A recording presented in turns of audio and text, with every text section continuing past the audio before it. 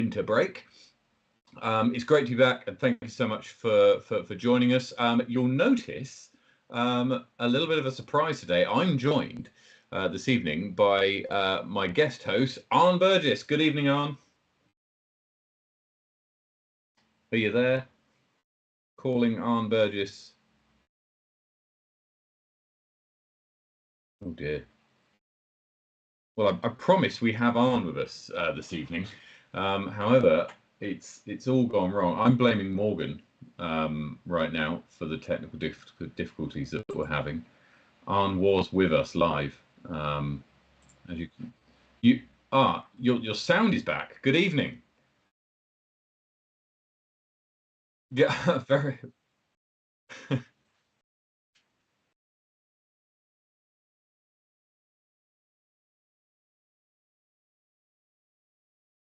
Oh, okay. You're back, sort of. We've got your audio. We don't have your video. Oh my word. Hang on a second. We don't have your video yet, but we'll see if we can get it back. Okay, How have you been? Oh, been fantastic. Yeah, very busy at work. Very busy.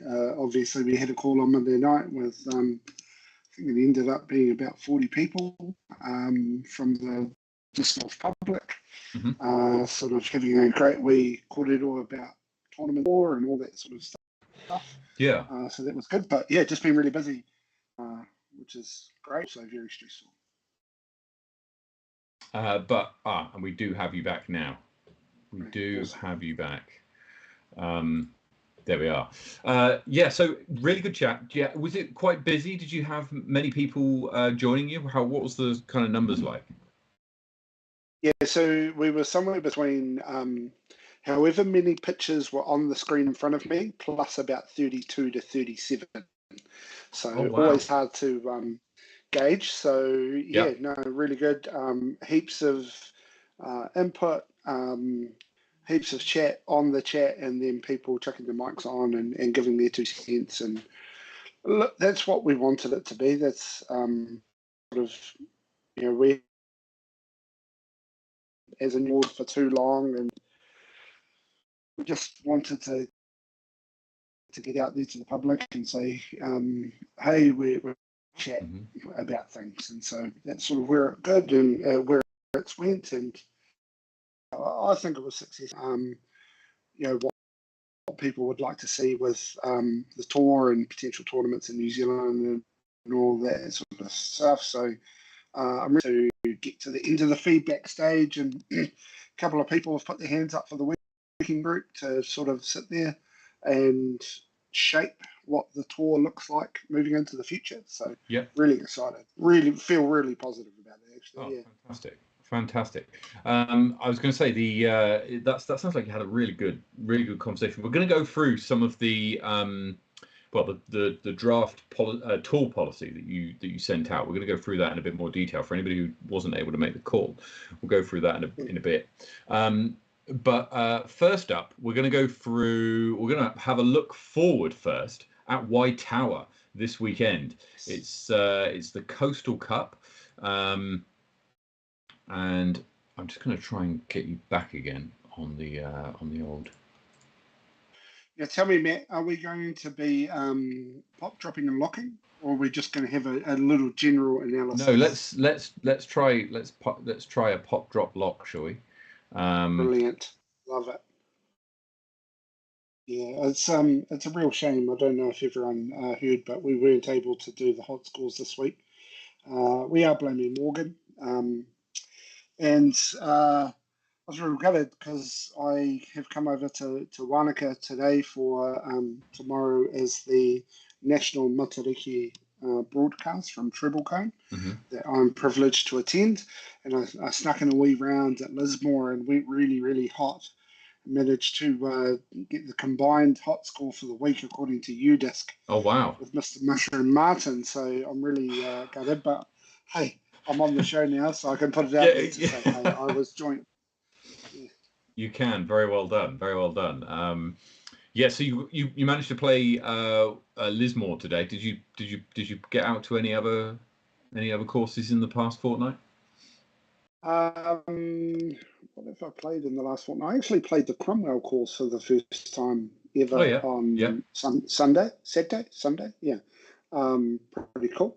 But other than that, just the sort of the regular.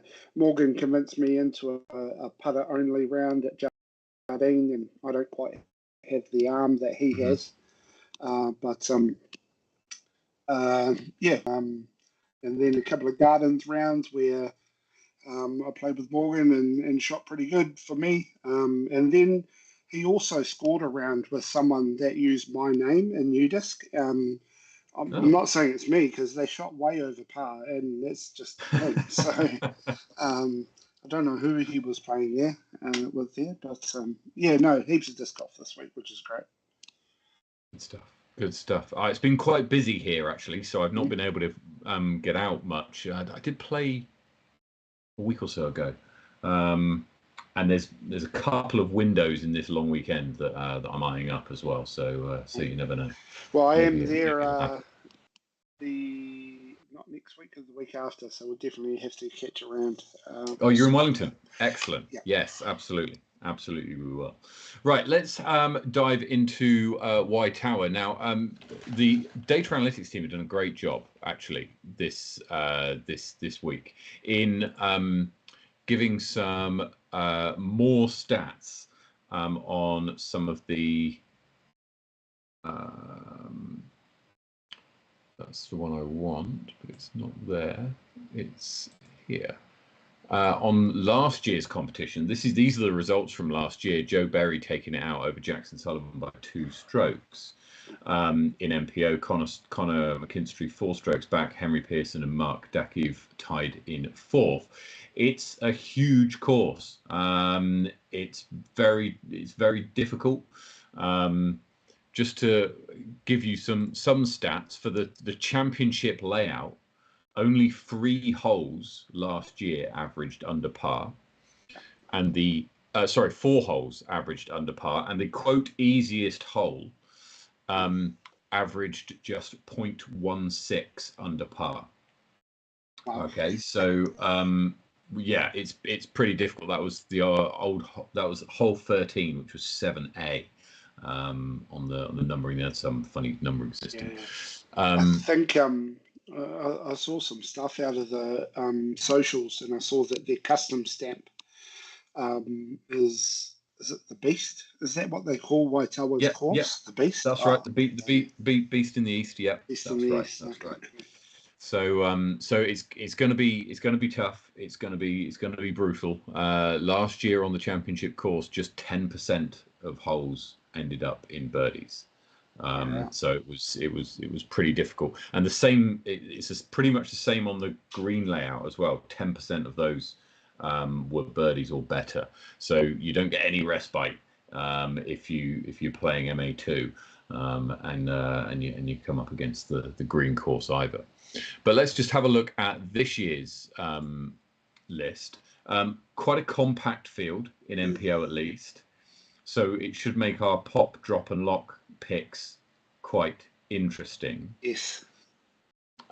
We don't have Vincent Wilson's rating, so should we take him out of the run for this? I suspect his rating's about 970, but because he's not a current member, etc., then that's the reason why it's not there. Who are you? Who on that list looks like they're going to pop? They're pretty highly rated. Yeah. Yeah. Chat, what do you think? Whilst Dan's mulling over this, what do you think? It's a also the slightly different this year is that the setup of the tournament is such that I think they're playing the 27 twice on Saturday and then once on Sunday. So I think that's what's going on. I had the page open a second ago. So see, that makes the course the tournament even more beastly. Oh no, sorry, apologies. You play the 27 holes on the Saturday and the 27 on the Sunday. There's BTs. Okay, I think I've got who I'm going to put down as a pop. Okay, go on then. Now, this is not where I'm looking to get my points, but I do think he's going to shoot 1,000 plus. And I'm going to go Mr. Joseph Berry. You're going to go Joe Berry, last year's winner? Yes. Okay. All right, interesting pick. I'm going to go for my man Johnny Wake. Yep. I thought you might, but I've got a plan with that. Got my brain working. Okay, all right. So, drop. Who's going to struggle? Well, it's your pick first. So. Oh, it's my pick first. Okay. Okay. Let's have a look. Oh, wait a minute. I've been told to refresh my page. Vincent Wilson's dropped out, and that's been updated in the last couple of minutes. So I've been told. So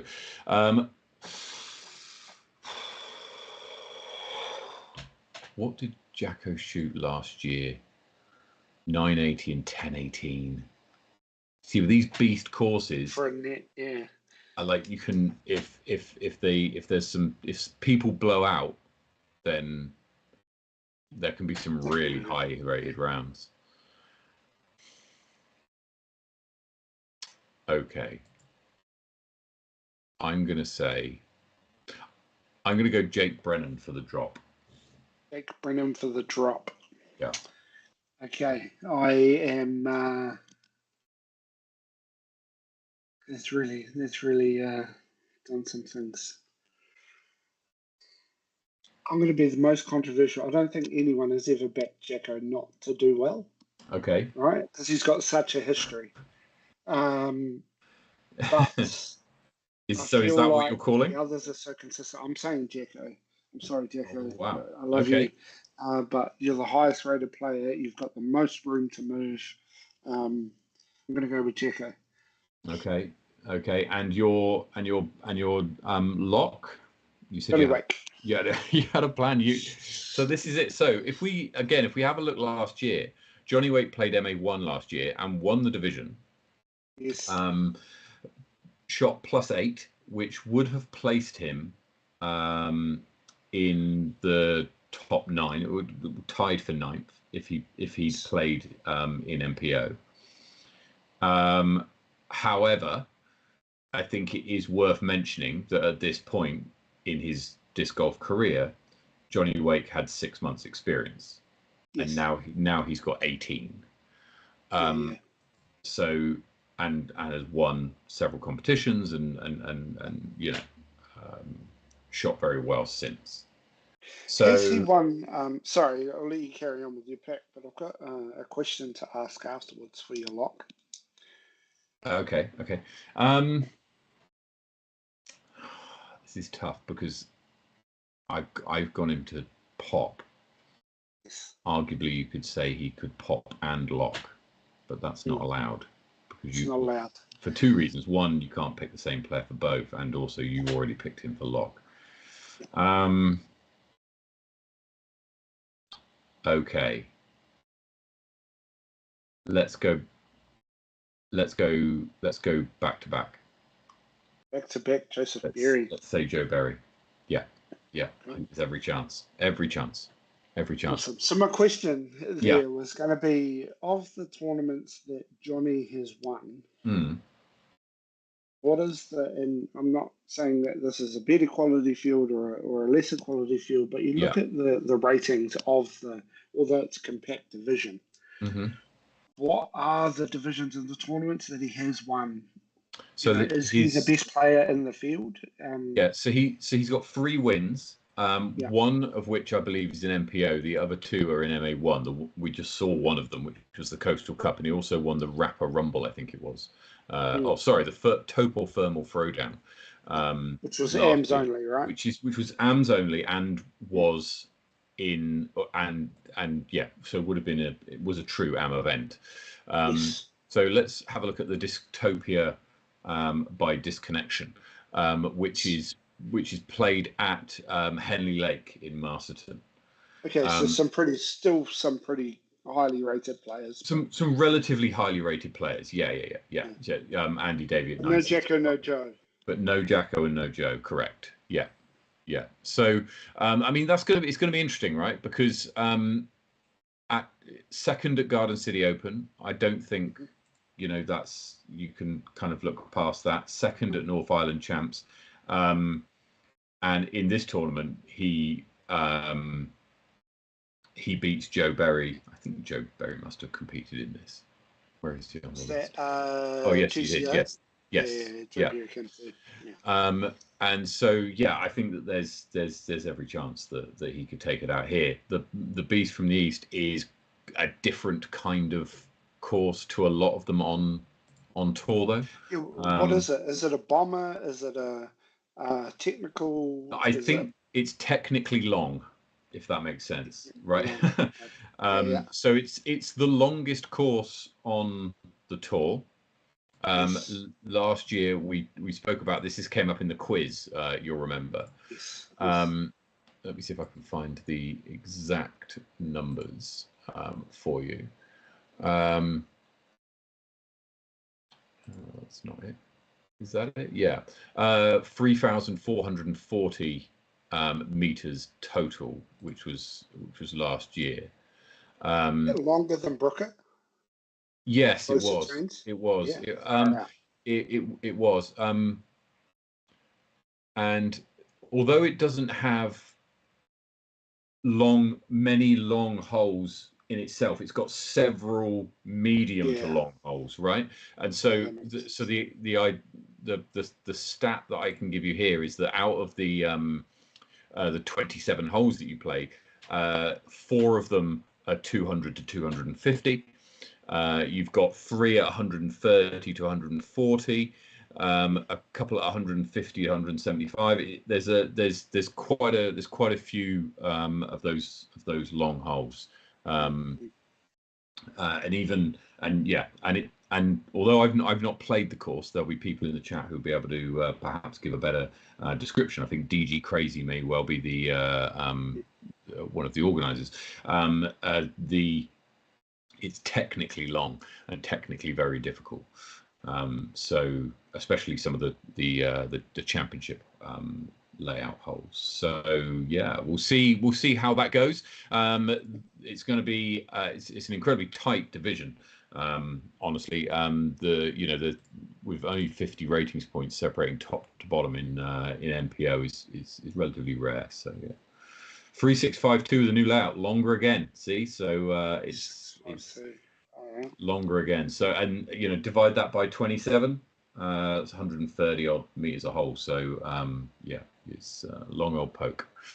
Having a look in MP40, it's going to be another pretty tight division, right? Although I'm fancying Mark Dackig to take this one out. It's pretty hard to go away from, right? I mean,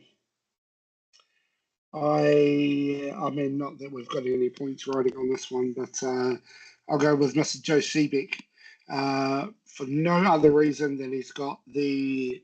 Oh no, he hasn't. No, he has got the lowest PDGA number.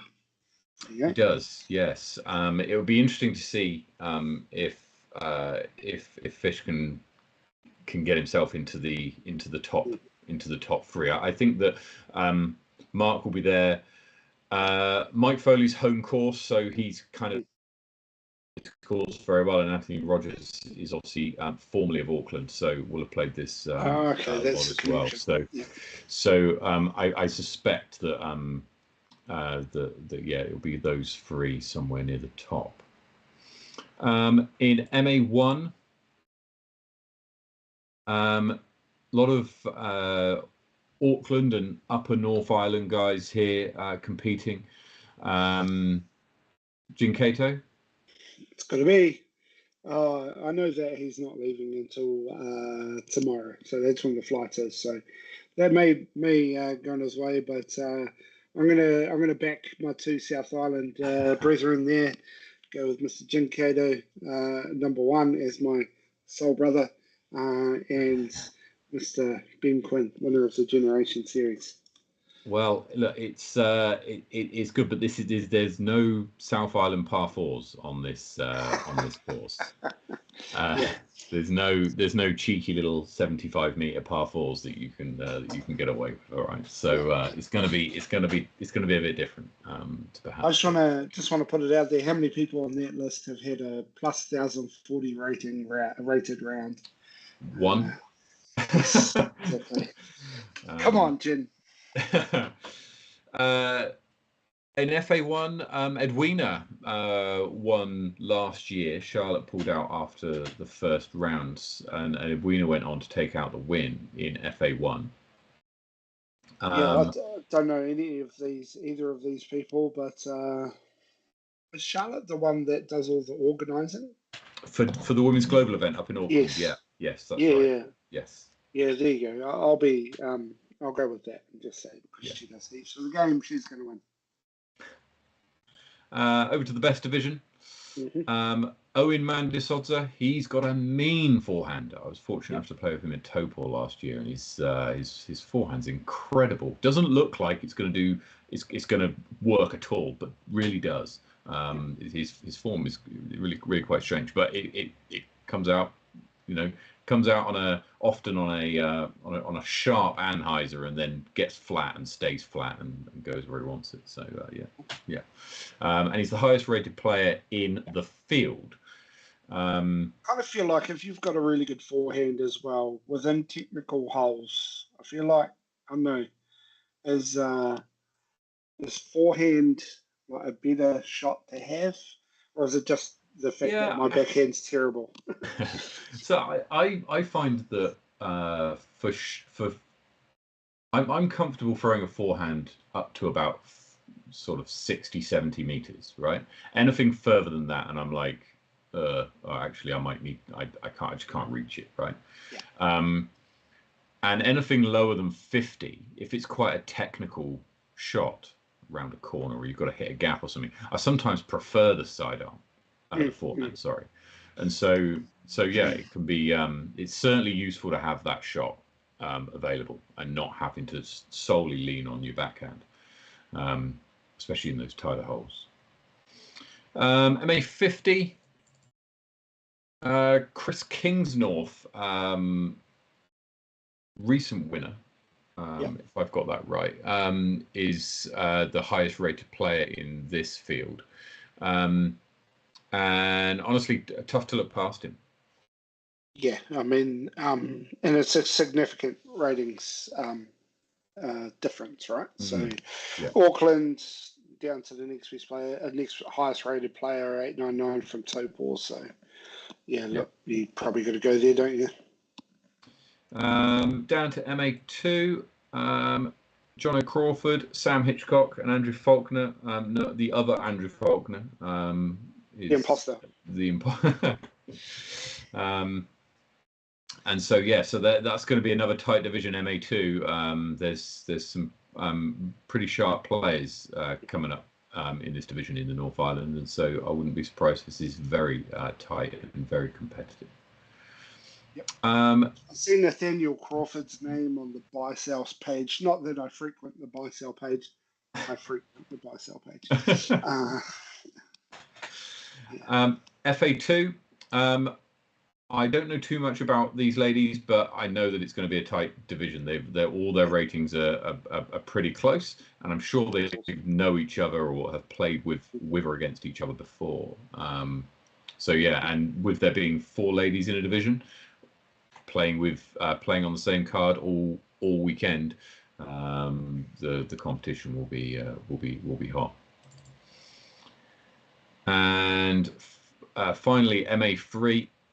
Sean Mills and Jacob Smith lead the way in MA3. MA3 play the green tees, which are slightly shorter, as we mentioned.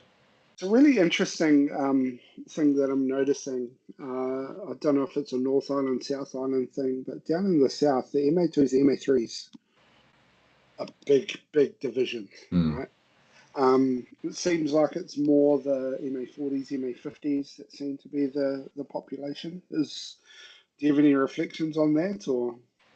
It's a tricky one to kind of draw some stats from, because if you simply look at numbers, there's a few kind of gotchas you've got to watch out for. One is tournament size, right? Not every tournament can have the most number of people who would want to, some people get turned away because it signs up quick. And also, the other thing to consider is that the number of masters or MA2 or MA3 players, I think there's probably is probably broadly the same. I don't think they're the North Island disc golfers are materially older. No, materially older than the South Island players. I think that perhaps when you see larger number of players play, it's more visible. And we know that Christchurch is a larger centre than other centres around the country. And so if you're seeing, so that means that tournaments in and around Christchurch are gonna have more of that player base because they've got a larger pool of players for people who could potentially go. So yeah. Right. Question in the chat: will you come down for nationals in 2025, Matt? Look, so I've got my fingers crossed. I've booked some accommodation because we're going to come down as a family, right? So myself, my wife, my 2 kids are going to come down to hang out, and they're going to watch and play. Not play, but spend some time in Christchurch doing other things some of the time, and we'll be hanging around with me some of the time. So fingers crossed, I will be able to make it down for that because I really would like to come down and play. Can I tell you a tragic story, Matt? Isn't it your sister's wedding or something? Tragic story is it's my sister's getting married. My sister-in-law is getting married on the Saturday. Okay. So not only do I miss nationals, but because of the build-up to said wedding, I also miss the Thailand trip of the generation. So she couldn't have picked a worse, like this is... Well, this is why... I tried pulling the whole I'm NZDG now, so I'm a really important person type conversation. Didn't wear. Well, she... respect. And clearly she doesn't tune into Sweet Chain Live because she would have known that these tournaments were on if that was the case. So get her to watch Sweet Chain Live. Subscribe while she's at it. In my hometown, exactly. 2 of my favourite courses in the country. Well, look, I shall play very average in honour of you that weekend. Thank you. Nothing more. Nothing less. Right. Let's get on to the corridor that you had earlier on this week with what sounded like to be about 40 or 50 people. What I want to do is just go through the... see if I can get this to work. If I go here and... no. Maybe if I go here. Whilst you're doing that, I'll just apologise to the general disc golf public. I was encouraged by my chair to run the meeting off Zoom, so that we NZDG pay for a Zoom premium account, and we'll be able to do all the bells and whistles that comes with. However, I for some reason chose Google Meet, and for the life of me couldn't work out how to record the meeting.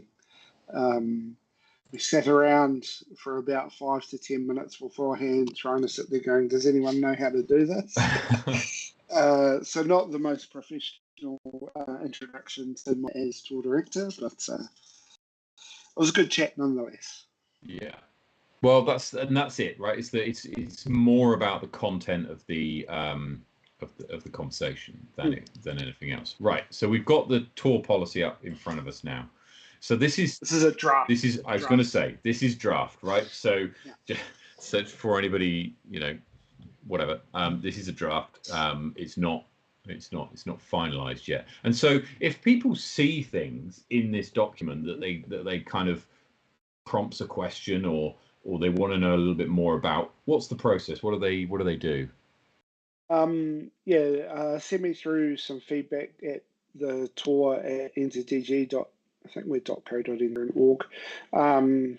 Or if you're a mate of mine, or flick me a message on Facebook. I have been ridiculously busy at work this week, so I haven't been great on my emails this week. But it's feed in I suppose, how do I say this?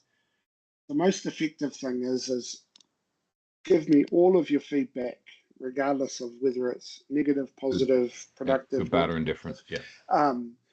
The key thing is volunteers for a working group, because what we want to do is get the general feedback as a big brain dump from everyone, and then talk about it through a panel of people that aren't necessarily the board, because the board are going to be the ones that make the decision.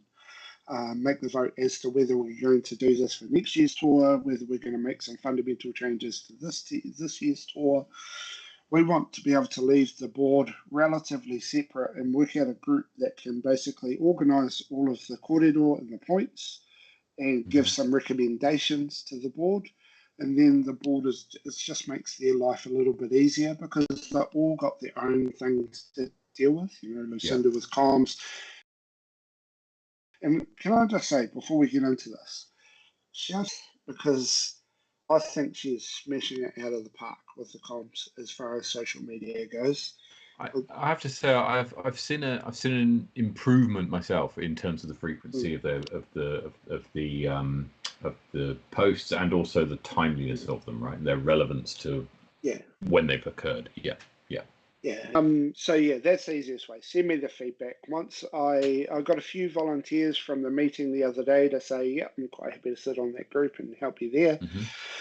And then we'll just in a week or two's time, I'm going on holiday after Sub-Zero. That's when I'm coming out to Wellington. So I'm going to take a break. But after that, I want to pull everyone in for a chat to sort of disseminate through all of the corridor. Make a couple of recommendations. Look, I think it's probably a little bit unfair to make any changes for this season. So when I spoke a couple of weeks ago about changing the points and all that sort of stuff, I was probably speaking out of turn. And so it's what I think I got the most out of on Monday night is there is mood for change. There is mood for change, but don't make change for the sake of change. It's being purposeful about it. Yes, the game is in a new place, but there is room for C tiers, there's room for B tiers, there's room for everything. Let's work out how we can get something cool. Okay, all right. Let's have a look. So we've got, this is the contents. We'll get to the contents as we go. So I'm going to kind of skim over this because a lot of it is stuff that exists already or stuff that is kind of already known, right? So I'm just going to skim over it, and I'll pick out the bits that I think are relevant. If you think that I've skipped over something which is important, then please let me know. So first up, majors being 70 points. This is new. This is a change, right? They're 60 currently, are they? Michaela's my guru on that. I thought that was the same, but okay. I thought it was 40, 50, 70. Okay. The way that it currently stood, but I can't switch screens, otherwise my internet might freak out. So I like the minimum sizes and player capacity and definitions is fine. Minimum of a beat here, I think that's probably right. That's like it is. And registration open 4 months prior to the event. I like that there's a standard set for how far ahead of an event registration will open. I think that's solid. That'll make sense later on when we're able to announce, when we get this influx of enthusiasm about running the majors, and we're able to announce a year or two out in advance. Then you've got tour events. Now these have been split. So previously you had majors, tour, and minors, and all of the tour events were 50 points. All of the minors were 40, and all of the majors 60 or 70. But now we've got different tiers within the tour events that match up to the tiers within the PGA, right? So if you're running an A tier, and there's more on A tiers later, then it's a 60 pointer. So you there's something a little bit more on the line, as there should be, right? Because if somebody's saying, look, I want to put on an A tier, then that should perk interest around the country, right? People should be going, oh, actually, this is going to be a prestigious event. More to reflect, I suppose, and as we go into the document later, you'll see, if you actually read the requirement, astronomical. It's not just about money. It's about the level of work that goes into delivering them. And so what we wanted to do is uplift them so that, because all of the conversation around DGPT and whatnot potentially coming, I would have thought we would want to run a few really decent A tiers for a couple of years before we even got to that conversation. But hey, if the wave's coming, we've got to get there. So how do we do that but not diminish the most important thing, which is the majors? So that was my thinking around that. Look, I've had a decent number of conversations with people since writing this and since Monday and so on and so forth. I'm not too sure that my thinking still aligns this way. I think A tiers, I would like to differentiate between tiers. Yeah. So it makes it clear that if you do step up and move to the next level, there is something in it. But maybe there is some practicalities for some tournaments, right? Yeah. Some of the requirements around B and A tier at some place like the only thing that I have in my head is Paradise, where they go up a week in advance and do hours and hours and hours of work on the course where they can, because it's a national park. To meet the can't use grass transitions as OB and must have cut grass everywhere and that sort of stuff. So it's not overly practical. So got to work with the PDGA to work out. I feel like New Zealand is a unique country. This is what I've picked up in the cordial since Monday. New Zealand is a unique country, and I think our value add to the entire disc golf world is our natural beauty. And so some of the requirements of these higher tier tournaments are unrealistic for our piece of natural beauty, if that makes sense. Because it's just impossible to get Paradise to a golf course level course, right? Yeah. If we do follow the parameters of the international program guide, then all of our majors have to be on ball golf courses. That's the way that it reads, essentially. And I love ball golf courses, but that's just boring, Yeah, I mean, so that's an interesting take and a decision that will need to be made over whether over whether there's a feeling that, look, if you can't reach the standard, then perhaps the venue, however picturesque it might be, and I'll get a lot of flack from people saying you can't say that, however picturesque it might be, isn't suitable for a major. Yeah. Right? And so okay, it is what it is. You need to play to the conditions, and if the conditions are such that it doesn't allow you to adhere to certain standards that you put on tiered tournament, then that's what it is, right? Or do you say, well, do you know what? Actually, let's not be pedantic for pedantry's sake. Let's try and be a bit flexible with this and say, if you've got something different to offer, then maybe concessions can be made. And so that's a decision that NZDG, I guess, will have to come up with, and they'll be kind of putting a stake in the ground and kind of saying, look, this is what we believe when they come up with that decision, which is the way it should be. I think the thing, I grew up playing ball golf, so I always go back to ball golf as an example. To me, the most iconic thing in the world is hole 17 at Sawgrass, which is where they play the Players' Championship. Okay. And that I'm not familiar. You're going to have to describe. So it's the one where it's basically a really small island in the middle of a lake. Okay. And it's a par 3, really short. You tee off into the thing. The greens are really fast and blah blah blah. But the Players' Championship is known as the 5th major, or the unofficial major of the PGA, and it's to acknowledge that the iconicness of the course without, they can't change the majors, right? The majors have historic value and all that sort of stuff. So it's the way that they can sit there and say that this is a really important course to us, a really important tournament. However, so maybe we can get there. I think about last summer when we had Corey and Nate and Sullivan and all of those players come over. Like, we want to give them a taste of paradise. Like, I live in Queenstown, so I'm biased. It's the best that we've got to show as far as scenery goes. You know, and that's why I think Henry went after those topos, those paradise, because he knew that that was a sellable product to the pros. Yeah. Come and see Lord of the Rings country. Come and play the top 100 disc golf course in the world. You know, in New Zealand. Yeah. That sort of stuff. So. I was just thinking about how will this shake up kind of tour points and people's standings, etc. I'll just say it's inequitable. I think that I'll come out and I'll say that's what's made me reconsider my position. Inequitable. Inequitable, and so it means that certain parts of the country don't have the ability or don't currently deliver B tiers. Yeah.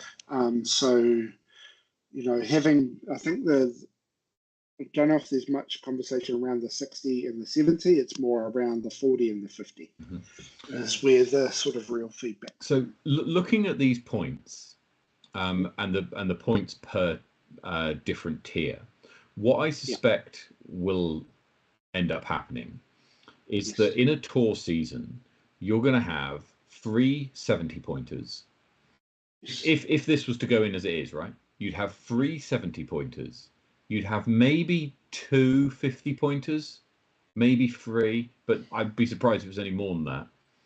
2 to 3 50-pointers, and then a whole bunch of 40-pointers. Like, I don't know how many. Loads, right? 40 plus. Sorry? What do you mean? 40 plus, 40 plus. So last year I did some stats. There are only 22 tournaments on the NZDG tour. But let's go to Utopia where everything's sanctioned and New Zealand is on the NZDG tour, which I would like it to be recognised or have some alignment to the national body. There was 20-something-ish. No, it was about a 12 tournament difference between the south and the north. As far as CTs go. Okay, so, but I mean, you're going to have, across the country, you're going to have a whole bunch of 40-pointers. What it's going to do from a totting up points perspective is it's going to mean that you have to perform well. One, you have to play both majors, or at least two majors, if you want to have a chance of winning your division. And you're going to have to play well in them, because you just simply won't be able to catch up the points if other people are putting, 30 points on all of the other tournaments that you get to that you can play. I mean, that difference between 70 and I don't know what the average of the rest of the tournaments will be, probably somewhere about 42, is huge and bigger than it is now. Right now, you still have to perform well in the majors right now because they're 60 points. In order to do well, and what we've seen in the past is generally that's the way it follows. But now is going to put even more focus and necessity to perform well in the majors. Now, personally, I don't think that's a bad thing, right? Because that's an interesting take from a British person who love the Premier League. It's about who performs the best over the season and whatnot. No finals. Yeah. No finals for the Premier League. Fair enough. But right, I'll go back to something that I love a final. I'll go back to something that I've banged on about for ages, right? And that is that the point of a disc golf tournament is to find out who the best disc golfer is. The point of the majors is to find out who is the best right now in New Zealand. And we're saying this tournament doesn't matter. You can play well in other places and you can shoot 18 down on your local course. Doesn't matter. Unless you do it at this tournament, you can't call yourself the best, right? And that's going to be even more true with this points distribution than it would be if the point distributions were closer together. Yeah, and that's what I was trying to achieve. Again, it's not a criticism. It's an observation to say, look, if NZDG are going to go down this road, then that's essentially what they're saying. Is that they're saying, as NZDG, that the majors are more the most important tournaments, and that you really, if you want to call yourself the best player in New Zealand, these are the ones you're going to have to show up to and perform well at. Now, personally, I don't think that's a bad thing at all. I think it's exactly how it should be. The majors should be ring fenced and put in and held up as being these premier events for the premier players, and you get all of the best players, or as many as you can, together to compete in all three of the events. And I think this, you talk about this later on, you make the events prestigious, you make them memorable, and you make them ones where people go, wow, you know what, that I definitely want to go and play in that major again, because I can see why they call it a major, not just from you know, maybe pro payout or strength of field, but also from tournament experience. And I think that's mentioned a little bit further down as well. So yeah, no, I don't necessarily have a problem with it. But I do think that's interesting how it's split 40, 50, 60. I don't think you'll get any 60s, honestly. If you're running an A tier and it's not a major, I don't know what you're doing right now in New Zealand, honestly. I think you're mad to do that. Total Classic last year was this year, sorry.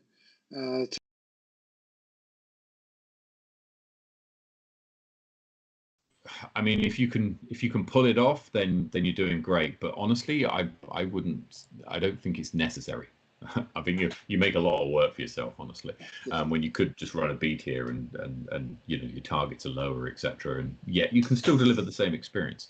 And then, as I said, about 2 or 3 B tiers, I suspect, and then the rest will be C tiers. Now, I love this minor one-day C tiers, right? I love this. This is great.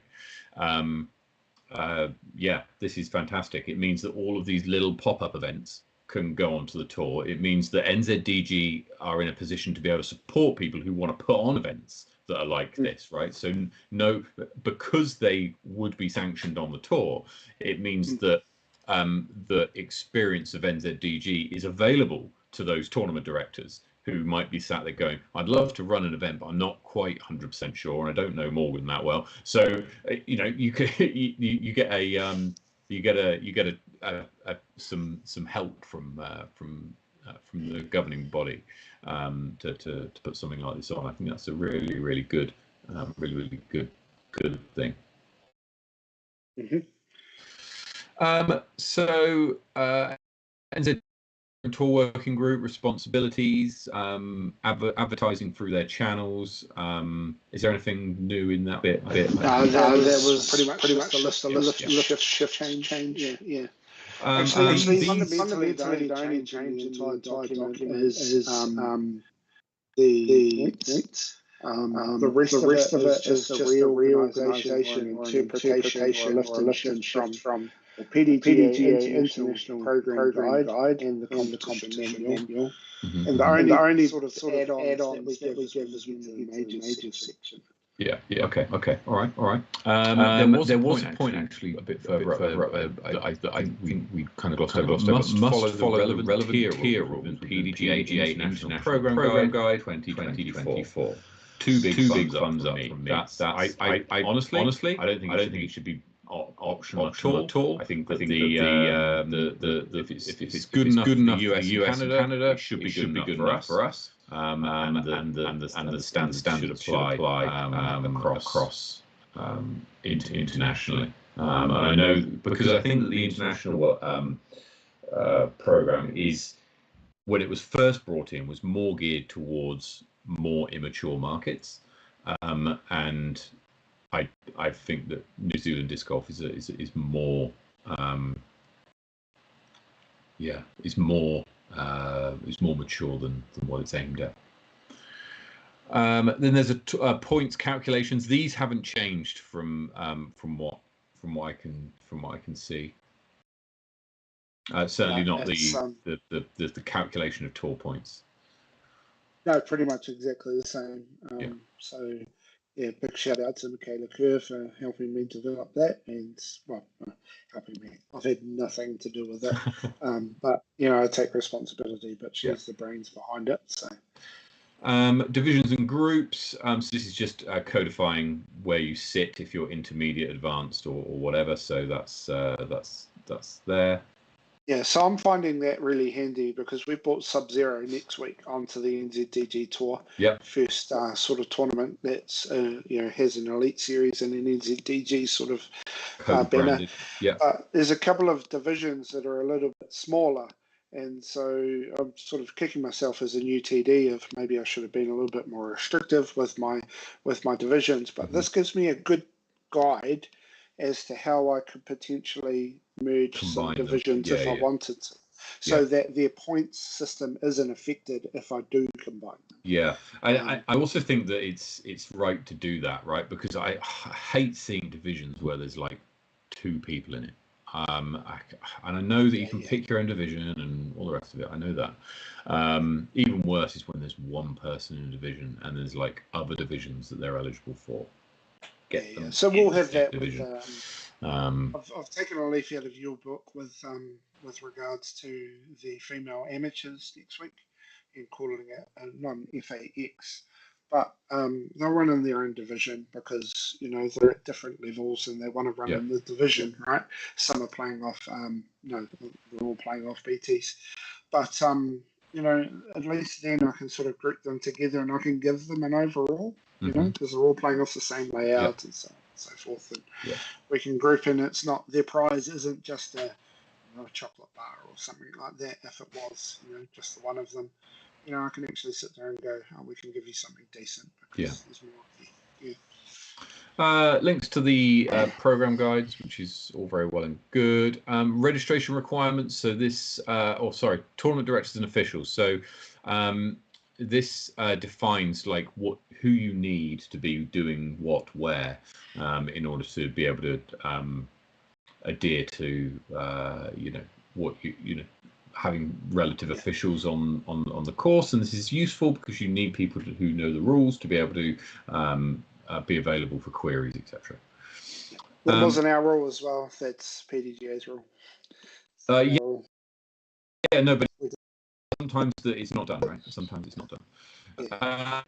So registration, kind of ahead time. So they're just setting these out. I'm fine with it. I'm glad that it's been codified, but these seem reasonable. Priority registration. This is interesting because what we have seen in the past is members of a geo team. So what I mean by that is Christchurch Disc Golf Club, right? If you're part of Christchurch Disc Golf Club, for example, you can register early for a particular tournament. And that's something that I've taken advantage of in the past by joining Christchurch Disc Golf Club for the purposes of being able to get priority entry into a tournament. I know it's kind of cheating, but it's within the rules to do it. But. Hey, it helps support our clubs. Well, yeah, that's right. So and there's nothing to say you can't be a member of two disc golf clubs at a time either. I think I belong to 3. I was a member of 3 as well at one point. Invercargill got my money. So tournament payouts and reporting. I'm glad this is being codified, and I'm glad that we're finally saying, look, you've got to pay out the same as what they do in the States in terms of the depth and the amounts. I think in the past we really haven't been very good at policing this, and some tournaments have really got away with not paying out perhaps as much as you'd expect. I will just point out just to remind everyone that this is draft. This is a proposal, so this isn't the rule at the moment. So totally. Please don't go chewing off TD's heads if they haven't quite given you the Whittaker's block of chocolate rather than Cadbury. But also, it's not the same as the States. It's the international program grade, which is slightly lower. But there's only one point in which the national body can make a ruling. So it's determined by national body or recommended this. So from us, what I've done throughout all of these proposals is that I have positioned the proposal to meet the recommended. Yeah. Okay. Or the preferred, by PDGA. So I'm not trying to make things outrageous for people. I'm just sitting there saying, hey, this is what the PDGA say. If you've got a problem, take it up with them. The player levy, it's gone down from $7 to $5. Technically not. So technically, someone, Ewan might be able to help me out in the chat, but I do believe it's still $5 if you elect to take the tournament insurance. Oh, okay, right. So if you take, so then it's still $7. If you're getting your own insurance, then it's only $5. Okay. We are working on, I think, my number one priority for this term and or any other term that I'm successful in is to get to the point where we can remove that per player per tournament fee, or at least get it so people are only paying it once. It is really difficult though. So that was my naivety coming into it. That was my big banging of the drum. I'm going to get rid of this. I'm going to get rid of this. However, it's just not that easy. Because I guess the insurance is linked to events played or player events played or whatever. Yeah. Yeah. But fundamentally, and supposed to lift the curtain a wee bit, my assumption is that it would be far easier for a national sporting body to access government funding than what it would be for clubs. I have never been more wrong in my life. And so fundamentally, if we want to be supporting tournaments, if we want to be supporting schools programs or any form of development, we need some form of income. And at the moment, this is not our only form of income, but the biggest one. So, well, there's been a question in the chat, which is perhaps, I don't know if you can see the chat. So the Hayden ones, Hayden Hayden asks, sorry to put you on the spot, but why would any TD want to put their tournament on the NZDG tour? / what are the incentives for TDs doing that? / why would a player want to play an NZDG event specifically? So that was pretty much one of the biggest feedbacks from Monday night, is what is the value add? What's the value proposition of being on the tour? So in my stats, there was 75 sanctioned PDGA tournaments in New Zealand for the last tour season, and only 22 of them were on the tour. So what, it was rightly brought up, we need to go to those 50 tournament directors and go, why? And fundamentally, I think it is because I don't necessarily think, and I don't mean to be too critical of previous boards, I now understand some of the difficulties. It's not visible as to what we're spending that money on. We're not being transparent. So, as a player that paid, I think, 5 or 6 lots of that levy last year, if I'd have known that there was there was $5,000 going towards schools programs, if I knew that the nationals were being supported with some money, if I knew that all of these things are the result of that $5 levy, I don't think I'd have too much of a problem with it. And then the other thing that was brought up is potentially the NZDG Tour might not have the prestigiousness that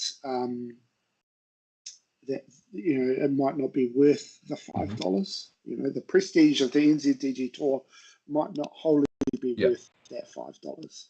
So that's up to me and the board and the working group to sit there and go, okay, well, what are the scenarios that we can put together that either A, makes that prestige or that $5 valuable and people feel like that it's money well spent, or B, go down a different pathway and work out ways in which NZDG can operate with the removal of the whole of that sum or reducing it significantly. I think was the sort of and this is what I'm just getting off the top of my head, and some of the feedback that's been coming through my chat. I think that maybe it's too much. I don't know. Maybe it's. I think the prestigiousness. I don't know if that's a word. If the prestigiousness of the tour is something which is a little bit lacking. Like in the last tour season, I think there was some kind of trophies sent out made by somebody who noticed there may not have been trophies and made some trophies. And there was a few kind of Facebook posts and whatever, but I don't know if that I don't know if that's kind of enough. It isn't enough. So it should be that tournaments want to get onto the NZDG Tour, because the NZDG Tour is an exclusive place for tournaments to have like a badge of honor to say, look, if I'm on the tour, then you can be assured that it's going to be a in quotes good tournament, from a payouts perspective, from a standard of course perspective, from a value for money perspective. Whereas if you play on a tournament that isn't on the tour, then you don't have those guarantees. Now, it's not to say that it won't happen, just that with it being on the tour, that's what being on the tour means. It guarantees a certain level of professionalism, a certain level of value for money, and I don't know. That's maybe not been realised in the past, perhaps. And I think that's and look, this has formed the majority of the feedback that I've received informally. Really good. I did say you can message me on Facebook, and that's fine. But the emails really help, because then I can share them with the board members and the other working groups. But one of the big things is one of the big feedbacks coming back is there's too many tournaments on the tour. Basically anyone that wants to pay the fee is on. And so how do we make it, and I think someone in the chat earlier sort of said, well, is it time for 2 tiers of tour? Where everything sits on a second tier tour, and then the major tour is what the prestigious one is, and people have to bid to get on it, and you can't be on a major without being, you can't bid for a major without being on the major tour. Well, what that does is it allows a pathway for a TD to transition a tournament from your 1 day minor, 2 day or 3 day C tier, then lifting that up to a B tier, and then applying for the tour, applying for a major. But if there's nothing for the players that play in those tournaments to say, I'm the best player because I played in these events and won them, then what difference does it make? It being on the tour or not? And so I think that level of prestigiousness needs to go up. You should want to prefer to win an NZDG event than another event, I think. Whereas at the moment, I don't think there's too much difference, honestly.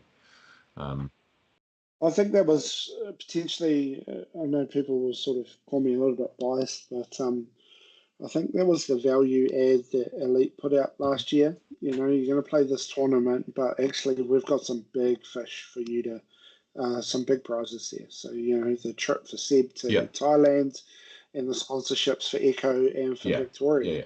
And it's a value add. It's all about value add. In this modern day world, this is what people are doing.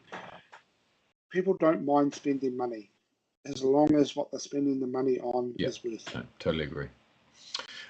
Disputes and resolutions. This is just the board with some things. And then there's tour standards, which talk about how the T-pads, what the T-pads should be like, what targets can be used.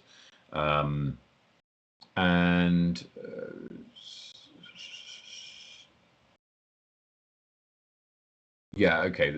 that's fine. That's I would have liked to have seen C tiers require PDGA approved standard targets rather than basic, but okay. It's a PDGA thing for international program guide. So Ewan brought up something the other day. We sit within the international program guide, which means that we're considered a developing disc golf nation. And so we sit on the same sort of tier as your Kenyas and your, other sort of countries like that, who are Yeah, really might only have developing one it, and they might have one a force country. in the entire country. So I think where Ewan sees NZDG in his position is, well, actually, we need to get away from, we need to be moving maybe not towards the Europe and the USA, but maybe towards Canada, or your other sort of second tier nations, which would involve that. So. Object targets and tone poles not allowed. I completely agree. And then there's a bit on out of bounds. I like it. Well, I love to see going to tournaments and seeing like the 10-meter line put out. I love going to tournaments and seeing string or painted OBs. I think it's great, and it really it's a lovely little touch that I think is. It screams I've put loads of work into this tournament, and that just makes me feel good that I'm playing in an event that someone's put so much work into. The example that Hayden, sorry, carry on. Oh, sorry, Hayden. I was just saying, Hayden and the Dish Shop crew helped us out with GCO this year, and he bought about 1,000 of these little nails with little orange tufts.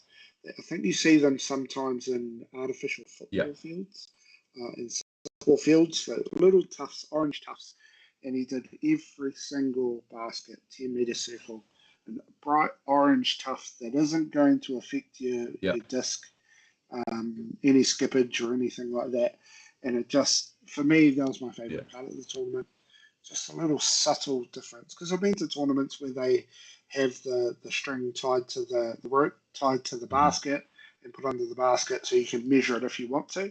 I think that's a great addition as well, but for like a C tier or a lower level B tier. I can remember going to I think it was in Masterton a year or so ago, and all of the OBs were marked out with string, and that's a long course to mark out. That was fantastic. I think GCO version 1 was something like, someone's going to tell me I'm wrong, but something like 30 kilometers of string. That's crazy. Maybe I need to find a disc golf string manufacturing business and be in the money. Okay, so marking out Mandos, I think this is all right. This is just the things that you should do, right? C tiers, 10 meters. Okay. That's. I can say not required, but preferred is, because even if you go round with most courses, you can probably go round with a spray can on a 10-meter bit of rope tied to the basket. Do your line, do you know what I mean, for the 10 meters, and even something like that makes a huge difference, I think. Maybe little dots and things like that. I do, and again, this is just a PDGA thing. I've interpreted it straight from the book, but I do feel with regards to paint and things like that, for CTs especially, because a 10-meter circle around is like half a can of paint, and so when you're looking at sort of $15-20 a can, that's another couple of $100 that you're taking out of the player payouts and things like that. So I do see, I do understand, but for B tiers, practice areas, this is great, right? So A tiers must be available 3 full days prior. Wow. I mean, that's that. PDJ. Yeah, no, I mean it's good, right? That's probably, that might preclude a lot of places, right? Because if you're hiring a course for, a ball golf course, for example, for days on end, and you've got a 3-day tournament, you're doubling that with practice. That's going to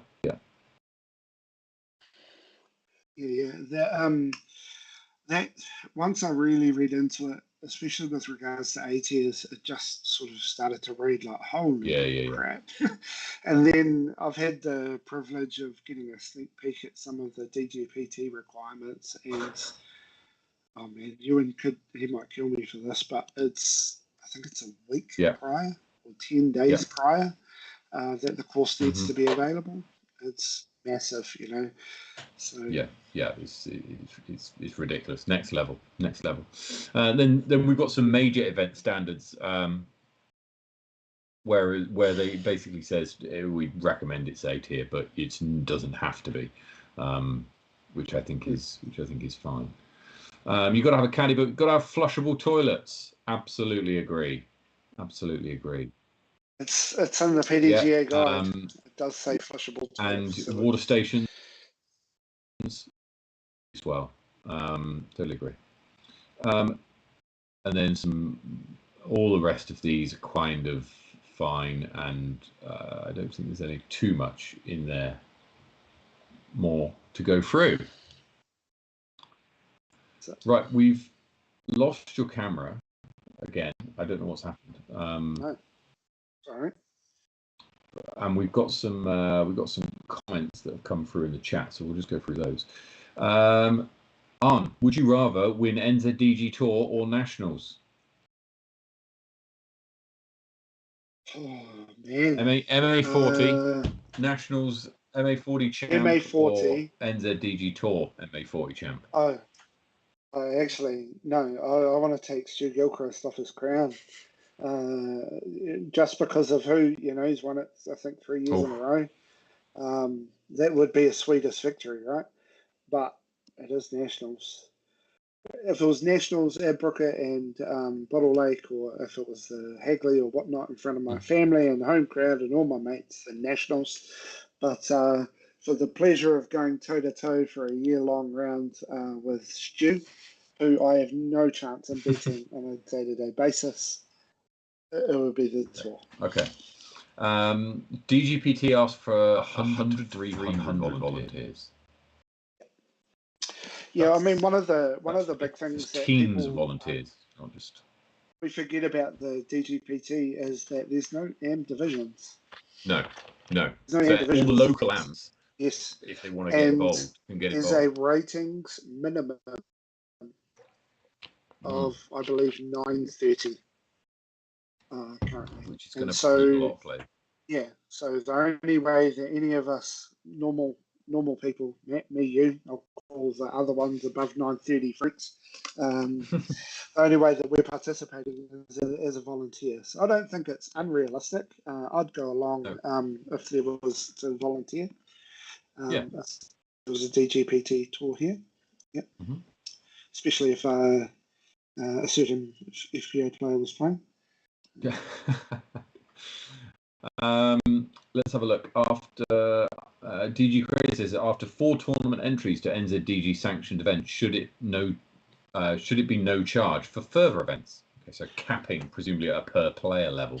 That sounds like it's quite complex, but maybe. That's what I thought was, you know, if we tracked everyone, then we'd be able to offer TDs a return. You know, at the end of it, they pay for everyone that enters, but then we check our database and go, well, actually, you had 50 odd players that have already paid, so I'll just return it. But again, and if your tournament's later on in the tour year, does that mean that you're at an advantage compared to if your tournament's early on in the tour year? Don't know. It's great. Everyone at Nottingham's paying, right? But if you go and play it, you know, one of the later ones, then you're okay. Be happy to pay 5 seconds. The camera has frozen on me, looking like a monkey. I'm just putting that in. This is not the greatest. Anyway, shout out Team Generation. Look at how good it looks. Yeah. Brett's asking, we're not keeping stats. Why would we need the 3 meter circle? Okay, that's fair enough. Probably don't. I think it's just a nice touch, cool, right? It's that kind of. It's cool. Just that kind of. It feels cool and just says, oh, I'm in the bullseye, right? It's you've got a. But then you've got to be able to see the 3 meter circle from where you're shooting from, which if you've got the little whiskers is fine, but if not, yeah. Right. So if you've got any feedback for Arne, based on that, the link to that policy is on a Facebook post, and you'll probably find it on the NZDG website somewhere as well. So if you want to go and have a look at that and take a look, then please do. Right, let's have a look at some upcoming events. But quickly before we do, we had a few players playing overseas. Yes. And I'm sure, we haven't talked about it on the show, but I'm sure that everybody watching saw this, saw these results. So here we are. Wait a minute. No, seems to have lost it. Should be okay. Let's go to here. So Nicola Stout came second in FA 50. Simon Feasy came second in MP 55. And Russell King was competed incredibly well in MA 40 at the PGA Amateur Masters World. So congratulations to all three of those players. Did New Zealand proud, and came away with some silverware as well, which is incredible. Simon Feasy takes part in the Majestic, which is this weekend over in America as well. So look out for that. We've got the girls coming up later in July. Yes, we do. Yes, we'll be following those. Alison and Sarah obviously going to play Junior Worlds, and then Michaela and Amy playing Amateur Worlds a little bit later on in the winter. So upcoming events, here we are. So there might be some missing, but I hope not. Waitoa is this weekend, Sub-Zero weekend after, then a bit of a break to the Tucker Beach Rush. Really looking forward to the Tucker Beach Rush. Francis versus Levi for the first time in a while. So I think you're missing out a real key fundamental battle that Francis is going to be involved in, and that's Francis v. Ewan Craig next weekend. Sub-Zero. It's Sub-Zero. Okay, well, we should look forward to that as well. Small Bone, Blood Sacrifice, the first of the Dunedin series. Disc Daddies, Hagley Huck, Flight Park. Black Ice, a Topol Thermal Throwdown. Shout out to this. Registration, I don't think registration's open yet, but I'm really looking forward to this one. I've got my accommodation booked. I'm ready to go. It's going to be fun. Owaka, in Owaka. In October, Wahitapu, Dead of the Lake, and then Nationals in February. So yeah, would love to see some more North Island events on here, if I may say. Right? There's two North Island events. One of them is in Tauranga, which is the Extreme, which earlier on this week was announced as being the hosts of North Island Champs. So if you want to get ahead onto a major, then make sure you get yourself registration registered for that. Registration opens on Monday, so set the alarms. I think it's 7 o'clock that it opens. So make sure you're there for that. We will be getting Hayden on the show in a few weeks' time, or at least closer to the event, to talk through the Extreme, what makes it going to be a bit different this year, and how different is it being a major.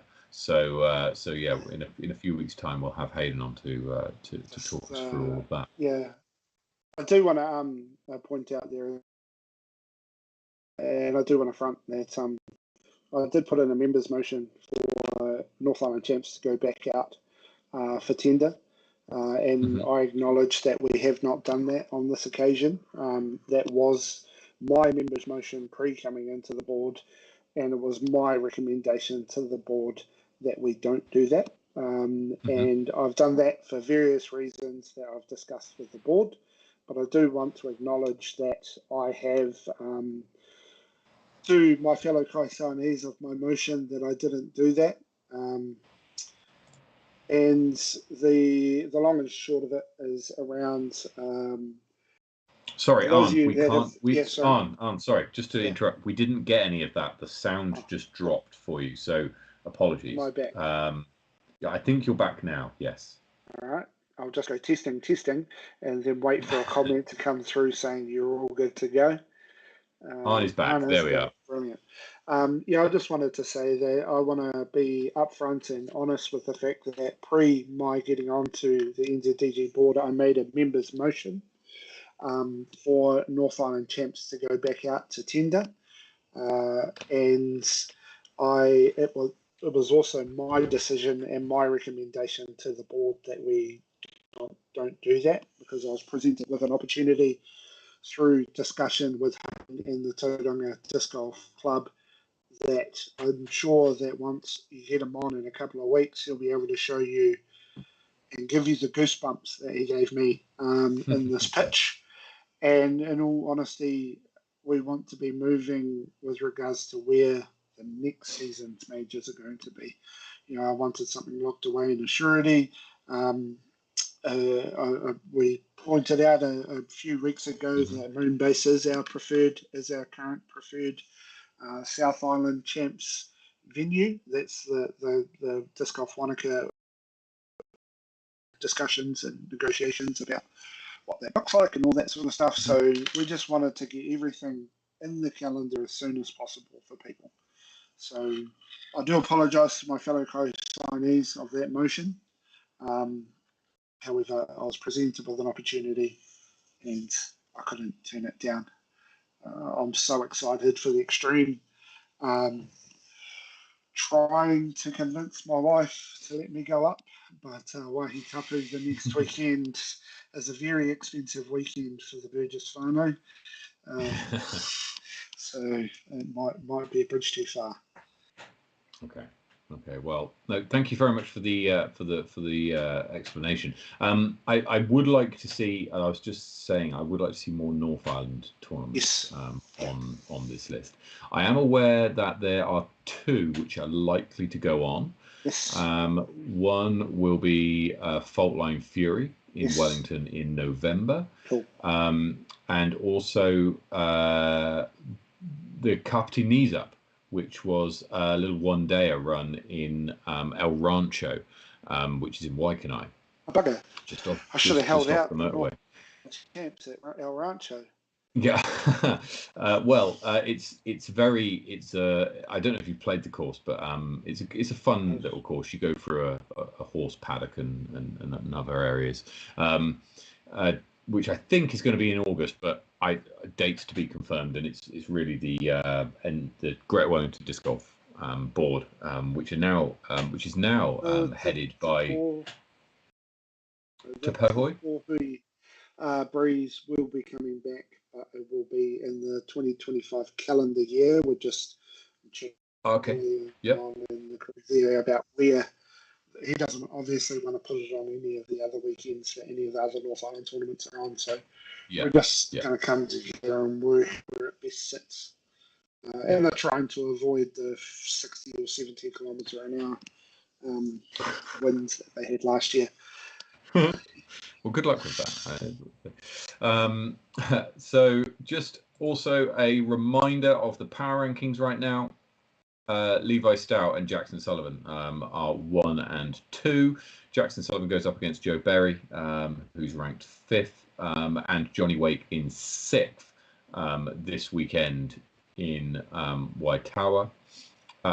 Charlotte Dunkley is ranked 6th, and she goes up against I think Hannah Edmonds is playing this weekend, and Edwina Mandisodza as well. So there could be some movement within the ladies division and indeed in the MPO as well. How much are we missing Jaden Watkinson? That dude, the fact that he's not disappearing from those rankings just shows how dominant he was for a period of time, right? That's right. And the rankings, they do have a kind of a recency bias if you're continuing to play. But for example, the reason why Hayley is still number 1 after not winning last couple of tournaments is she had such a lead. She was so dominant for so long. And before Hayley, she was swapping places with Leanna for a little bit, and then before Hayley, obviously it was Gemma Sullivan was the dominant player. So yeah, it's interesting. We'll see where he goes. I'm not sure where he's playing next. Presumably, maybe Tucker Beach. I don't know. We shall see. But look, that's the events for that are upcoming and the power rankings. That's about it from us for this week. I think Morgan will be back with us next week. But Arne, thank you so much for joining us. I don't trust the Wi-Fi in Amadama, so he's going to have to be, because he's not coming up until the Friday. So yeah, lazy. I just want to touch base on the final comment by Craig in the chat. Date for Moonbase. I'm going to let Disc Golf Wanaka. It's their tournament. I want them to announce, but I am sure it's. Sure, it's what? Coming soon? Oh, we lost your audio just as you were about to reveal something. Oh, well, look. Okay, I think that about wraps it up from us from this week. So, I don't. Hang on. So, thank you so much for joining us. Thank you so much for joining us, and very best of luck to everybody playing in White Tower this weekend. Wherever you're playing disc golf, take it easy, play well, get some birdies, and we'll see you next week. Cheers.